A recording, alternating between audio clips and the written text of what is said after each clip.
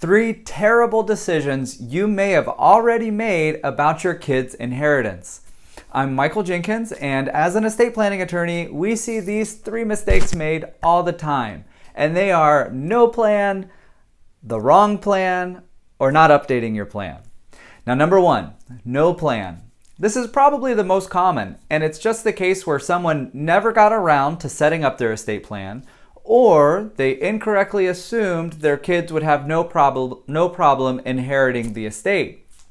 And if you don't take the steps to set up your estate plan, the state has a ready-made plan set for you. So if you didn't write it, the state is going to write it for you.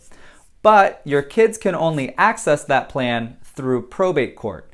And you may have seen in some of our other videos, that means a couple of years and tens of thousands of dollars later, the kids will access that state-sponsored plan. So not having a plan is probably the biggest mistake that we see people make. Now, the second is having the wrong plan. And that usually comes into play with shopping for a trust like a commodity and thinking a trust is a trust is a trust.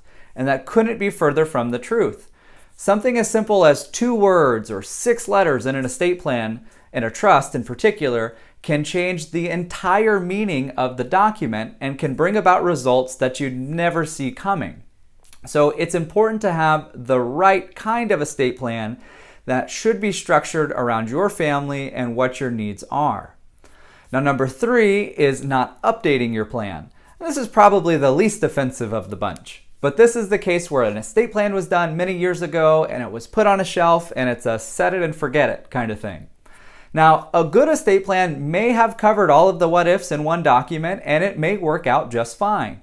But we always say anytime there's a new life, a death, a falling out for anybody named in your documents, or big tax law changes, you definitely want to have those documents reviewed to make sure that they're still set up in the best way for the kids.